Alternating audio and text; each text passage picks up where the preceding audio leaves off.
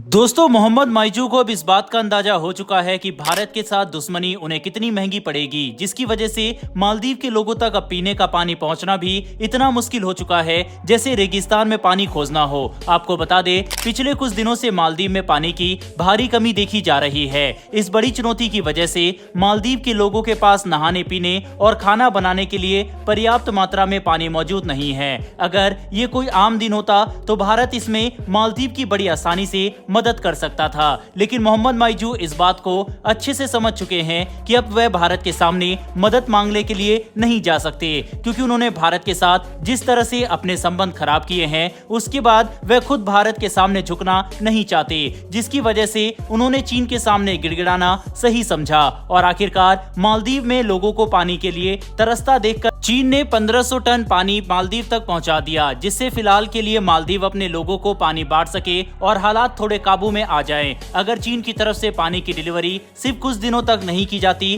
तो मालदीव में हालात इतने खराब हो जाते जिसका अंदाजा भी नहीं लगाया जा सकता।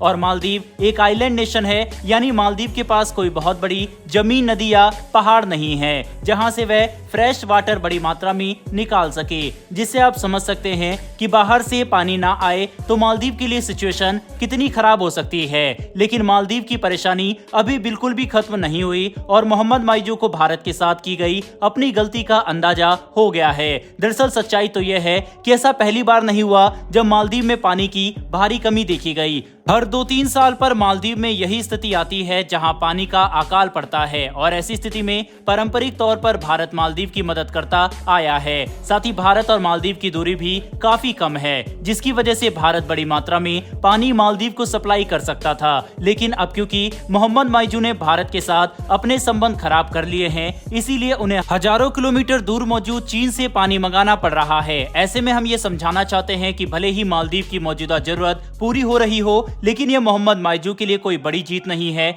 बल्कि इससे सिर्फ इसी बात का पता चलता है कि भारत के साथ उनके संबंध कितने खराब है। आज चीन मौजूद था, इसलिए उन्हें 1500 टन पानी मिल गया, लेकिन जहां बात कर्ज की आई तो मालदीव को झुककर भारत से मदद मांगनी ही पड़ी, ताकि हम उन्हें दिए गए $400 मिलियन से ज्यादा के लोन में कुछ राहत दे, वरना दिवालिया हो चुका मालदीव ज्यादा दिन तक नहीं टिक पाएगा।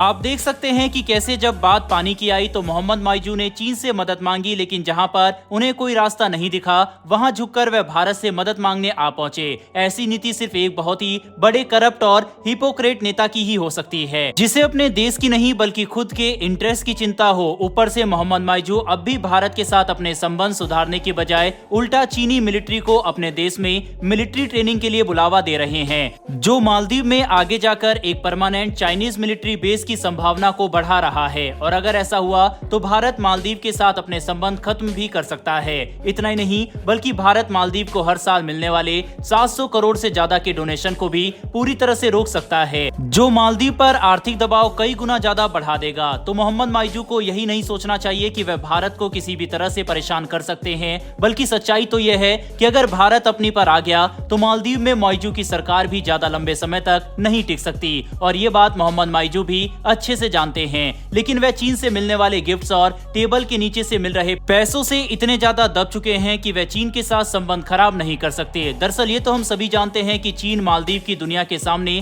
काफी मदद कर रहा है, जिसके तहत चीन ने सबसे पहले मालदीव को फ्री मिलिट्री असिस्टेंस का वादा किया और कुछ उपकरण भी उपलब्ध कराने की बात कही। इसके बाद चीन ने मालदीव में हेल्थ केयर को बढ़ावा देने के लिए 12 इको फ्रेंडली एम्बुलेंस डोनेट किया और फिर 10 सिविल व्हीकल भी चीन ने मालदीव को डोनेट किया। इसके अलावा चीन की तरफ से मिल रहा कई मिलियन डॉलर का कर्ज भी दुनिया को ऐसे नजर आ रहा है जैसे चीन मालदीव की काफी मदद कर रहा हो। पर असली कमाल तो मोहम्मद माइजू की पार्टी को टेबल के नीचे से मिले चाइनीज पैसों ने किया, जिसकी वजह से वे अपने देश के इंटरेस्ट में नहीं बल्कि भारत के खिलाफ चीन के इंटरेस्ट में काम कर रहे हैं। ऐसे में अब यह बात पूरी तरह से साफ हो चुकी है कि मालदीव आने वाले समय में या तो चीन का गुलाम बनेगा या अगले इलेक्शन में मालदीव के लोग अपने देश को बचाने के लिए माइजू को बाहर का रास्ता दिखा देंगे। और ऐसी आवाज लगातार विपक्षी पार्टी की तरफ से उठ भी रही है। बहरहाल दोस्तों, इस वीडियो में इतना ही, लेकिन आपके हिसाब से क्या जो भारत लगातार हर साल मालदीव की मदद के लिए $700 मिलियन